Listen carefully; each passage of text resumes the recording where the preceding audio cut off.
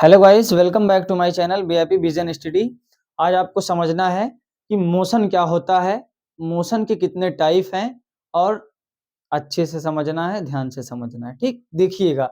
सबसे पहले मैंने पहले से लिख के रखा है ताकि वीडियो थोड़ा शॉर्ट जाए, आपको समझने में आसानी हो, बोरिंग सा ना लगे। ठीक, देखिएगा। सबसे पहले मोशन गाइस, जब कोई वस्तु समय के साथ अपनी स्थिति में परिवर्तन करता है तो उसे गति कहते हैं। कोई वस्तु है, जैसे मान लीजिए मैं खुद एक वस्तु हूं, एक ऑब्जेक्ट हूं। अगर हमको मान लीजिए यहां मैं खड़ा हूं, अगर मैं यहां आऊंगा, गति करूंगा, मोशन करूंगा, तो आने में मेरे को कुछ जरूर टाइम लगे। तो मैं यहां हूं, यहां इधर आया, फिर इधर गया, तो कुछ टाइम लगा रहा हूं, कुछ टाइम लगा रहा हूं और अपनी पोजीशन को चेंज कर रहा हूं। तो वही क्या हो रही है, मेरे गति हो रही है वो। अब समझिएगा, a property in which a body change it position with respect to time, यानी कि टाइम के सापेक्ष में अपनी स्थिति को चेंज करना। चेंज यानी कि बदलना, यानी कि परिवर्तन करना। तो वही क्या है, मोशन है। तो time is known as motion, उसे क्या कहते हैं, मोशन कहते हैं। उसी को अपने को पता है। अब टाइप्स ऑफ मोशन क्या होता है समझ लीजिए, यानी गति के प्रकार इसको बोलते हैं। कहीं कहीं पे आपको टाइप्स ऑफ मोशन मिल जाएगा, तो कहीं कहीं पे काइंड्स ऑफ, दोनों की इंग्लिश सेम है, तो उसमें कोई वो बात नहीं है, समझिएगा। तो सबसे पहली टाइप है, अपनी टोटल 6 टाइप से बनी है। ठीक, पहला है सरल रेखीय गति, स्ट्रेट लाइन मोशन। तो अपन सबसे पहले सरल रेखीय गति के बारे में समझते हैं कि क्या है ये। जैसे अगर मैं यहाँ पे मान लीजिए स्टैंड हूं, बोले तो खड़ा हूं। ठीक, अगर मैं सरल रेखीय गति का मतलब होता है कि सीधा सीधा। अगर मैं सीधा रेखा में, अगर सीधा रेखीय गति में अगर मैं क्या करूंगा, गति करता हूं, सरल रेखीय पथ पर अगर गति करता हूं एकदम सीधा सीधा, जैसे मैं ऐसे आया और सीधा मैं ऐसे चला गया, फिर सीधा आया, फिर सीधा चला गया, तो आया और गया, आया गया, एकदम समझना ध्यान से। ठीक, तो क्या हो जाएगा, सरल रेखीय गति हो जाएगा, स्ट्रेट लाइन मोशन हो जाएगा।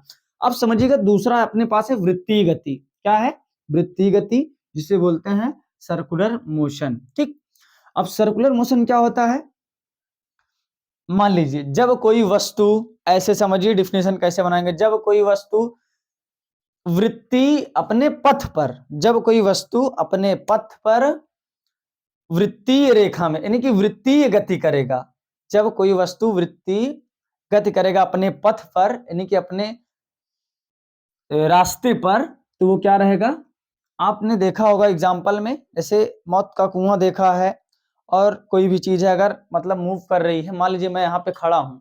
ठीक, अगर मैं गोल गोल घूमता हूँ तो वो क्या हो जाएगा, ऐसे ऐसे अगर गोला गोला मैं मूव करता हूँ तो क्या हो जाएगा, वो सर्कुलर मोशन हो जाएगा। अगर मैं सीधा चला तो क्या हो जाएगा, सरल रेखीय गति हो जाएगा, स्ट्रेट लाइन मोशन हो जाएगा, सीधा सीधा। अगर मैं गोले गोले घूमता हूँ, ऐसे ऐसे घूमता हूँ, तो वो मेरा सर्कुलर मोशन हो जाएगा। अब इसका एग्जांपल, ऐसे रोड पर चलती हुई कार, कार को देखते हैं कैसे चलती है, एकदम सीधा चलती है कि नहीं, एकदम भाए से जाती है, तो समझ समझ रहे होंगे। इसके बाद आपका क्या है, वृत्तीय गति। वृत्तीय गति का मतलब होता है, मैंने बताया, कार अगर गोल गोल घुमा दिया, मैं उसी कार को सीधा ले गया, सरल रेखीय गति, गोल गोल घुमाया, वृत्तीय गति। आते हैं घूर्णन गति पर। अगर समझिएगा, कोई भी वस्तु है अगर अपने अक्ष पर घूमती है, एक उसका एक्सिस होता है, अपने एक्सिस पर मूव करती है, जैसे मान लीजिए मार्कर है, इसको अपने अक्ष पे अपन घुमा रहे हैं, तो ये अपना स्थान को नहीं बदल रहा है, पर उसी पोजीशन में है और उसी स्थान पे ये मूव कर रहा है, घूम रहा है, तो ये क्या है, घूर्णन गति। जैसे आप देखे होंगे लट्टू, टॉप जो होता है अगर उसको घुमाते हैं, मूव कराते हैं, तो अपने स्थान पे रहता है, अपना अक्ष को नहीं चेंज करता है, बाकी यहीं पे घूमता रहता है इसी स्थान पे। तो ये क्या हो गया, अपना रोटेशनल मोशन हो गया, जिसे इंग्लिश में बोलते, हिंदी में बोलते हैं गाइस, घूर्णन गति। ठीक, अब समझिएगा आगे क्या है, दोलन गति। दोलन गति का मतलब होता है वाइब्रेशनल मोशन। ठीक, इसका सेंस है दोलन गति का मतलब कि जैसे मैं यहाँ पे खड़ा हूं, इतना उधर गया, फिर इतना इधर गया, जितना इधर जा रहा हूं उतना इधर भी आ रहा हूं, दोनों तरफ। जैसे मैं इधर आया, फिर इतना इधर गया, इधर गया, फिर इतना इधर आया, मतलब जाता रहूं, फिर उतना इधर जाऊं, इतना इधर जाऊं, जो भी करना है अपने आप से करते रहें। ठीक, समझिएगा ध्यान से। तो दोलन गति का मतलब क्या है, वाइब्रेशनल मोशन।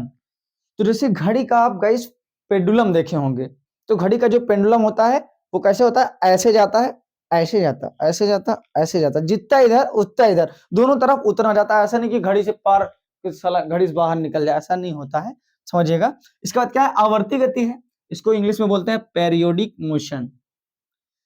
तो अगर पेरियोडिक मोशन की बात करें तो ये है जब कोई पिंड, ध्यान से समझिए इसकी डेफिनेशन, जब कोई पिंड, जब कोई वस्तु, जब कोई ऑब्जेक्ट, कुछ भी बना सकते हैं, जब कोई वस्तु एक निश्चित समय अंतराल, अपन एक बना दिए छोटी सी वॉच, वॉल वाली, ठीक, ये मान लो यहाँ 12 है, यहाँ 6 है और यहाँ 9 है, यहाँ कितना रहता है, 3 रहता है, ठीक।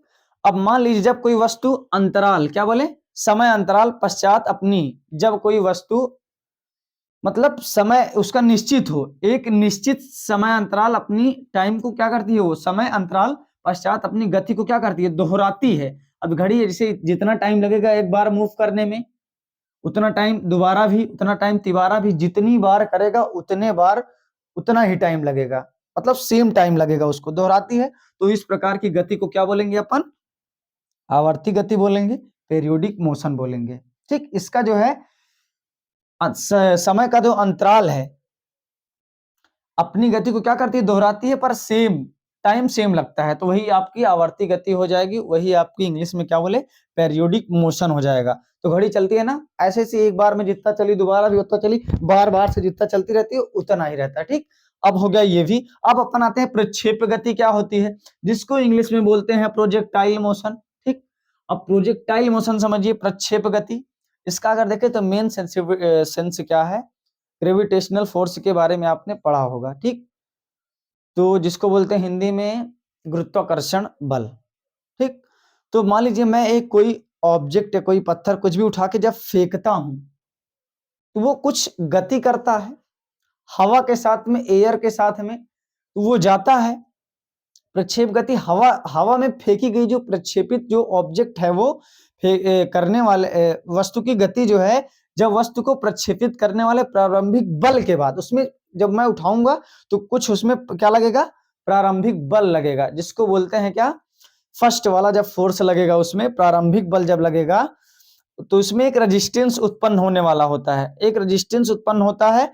उसके बाद अन्य बल गुरुत्वाकर्षण बल के साथ कार्य करते हैं, तो अपनी क्या है, वो जो ऑब्जेक्टिव पॉइंट है वो अपने स्थान से चेंज करती है। जैसा कि आपको समझ में आया होगा कि मोशन क्या होता है, इसके टाइप्स क्या हैं, इसके सबसे सिंपल एक बार जल्दी से देखते हैं। सरल रेखी में गति करेगा तो सरल रेखीय गति होगा, गोला गोला करेगा तो वृत्तीय गति हो जाएगा। अगर अपना स्थान रोटेशनल मोशन समझिएगा ध्यान से, तो रोटेशनल का है टॉप, मैंने बताया लट्टू अगर एक स्थान पे है, उसी स्थान पे मूव कर रहा है तो आपका ये हो जाएगा। अब दोलन गति क्या होता है, जितना इधर उतना इधर, जैसे मैंने एग्जांपल आपको बताया कि पेंडुलम हो सकता है घड़ी का। आवर्ती गति मैंने जस्ट आपको बताया कि घड़ी में जितने टाइम पे एक बार घूम के आई घड़ी, दोबारा भी उतना टाइम लगेगा, ये भी क्लियर हो गए आपके। इसके बाद क्या हो गया, प्रक्षेप गति, मैंने आपको क्या बताया, प्रक्षेप गति हवा में फेंकी गई कोई भी वस्तु जो है, फेंकी गई प्रक्षेपित होती है, वस्तु की गति है।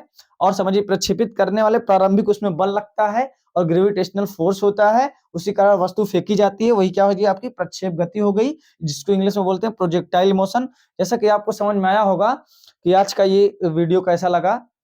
Thank you so much.